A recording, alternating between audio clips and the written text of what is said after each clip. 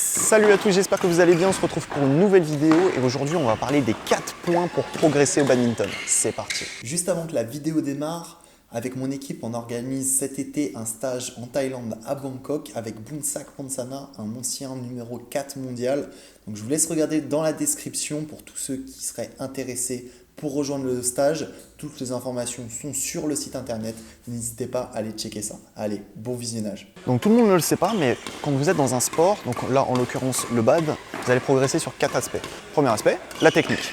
Donc la technique, on va vous montrer juste après avec Mehdi, ça va être toutes les frappes, tous les coups que vous allez faire pour progresser techniquement.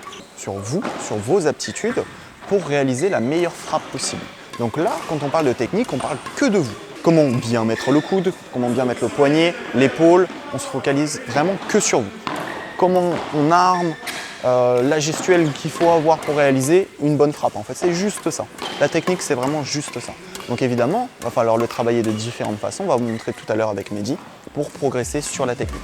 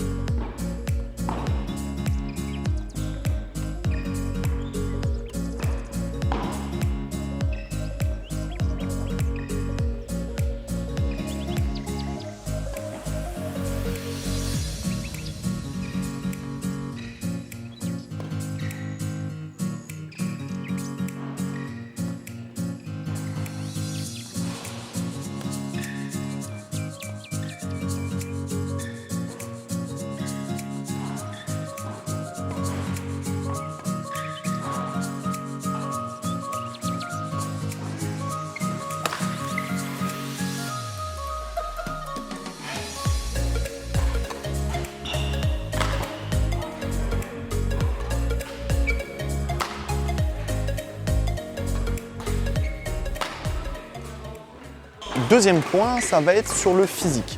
Donc pareil, physiquement, que vous. Vos aptitudes corporelles pour réaliser un effort, que ce soit un effort explosif,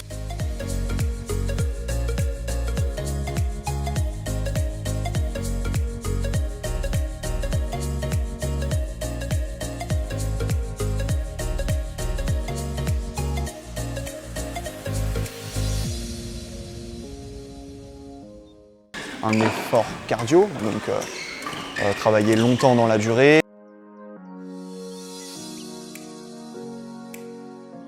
Que ce soit de la motricité ou encore de la souplesse. Il y a pas mal de points physiques, on ne va pas tous les aborder ici, mais pareil, le physique, on se concentre que sur vous. Donc le physique, pareil, on va vous montrer des exercices pour progresser, spécifiques bad évidemment, parce que sinon ça serait trop long, pour progresser au bad physiquement.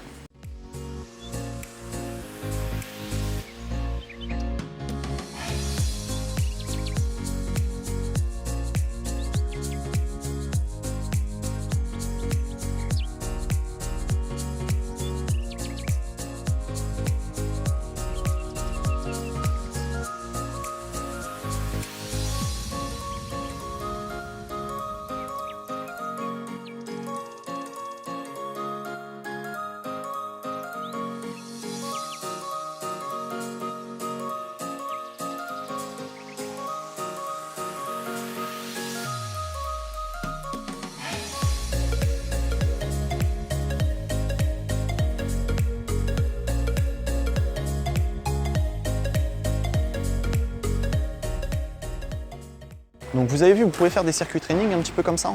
Vous avez vu des sauts, après un petit peu de déplacement de bad, de la corde à sauter pour la coordination. Tout à l'heure, j'ai pas parlé de coordination, mais ça fait aussi partie du physique. Donc travailler en même temps sur la partie haute du corps et la partie basse du corps. Donc au bad, ça va être hyper important. Et pensez bien à travailler dans de bonnes conditions pour le physique. Si vous travaillez mal, en ayant des mauvaises postures, en ne vous étirant pas, en faisant mal les choses, faites attention parce que vous pouvez vous blesser, vous pourrez vous faire mal et c'est vraiment pas le but. Donc travaillez bien. Après, quand je parle de physique, là je parle de physique pure, mais ça marche aussi quand vous faites une grosse séance de bad. Quand vous faites une grosse séance de bad, pensez bien à l'après et aussi à l'avant. Okay, on se préserve, on prend soin de son corps, c'est hyper important. Surtout pour le bad, qui est un sport asymétrique et du coup, qui n'est pas forcément très bon pour le corps. Vous avez vu, vous avez une partie qui est très déséquilibrée par rapport à une autre, musculairement parlant. Ok, troisième point, ça va être la partie mentale.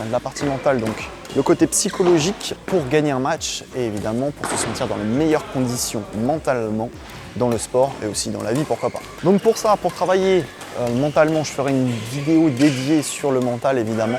Mais pensez bien qu'il faut travailler, donc que ce soit avant l'effort. Vous pouvez faire des exercices de concentration avec notamment des bruits blancs. Vous pouvez faire des exercices de respiration pour la concentration. Plein d'exercices comme ça. Vous pouvez aussi faire de la méditation, c'est hyper important.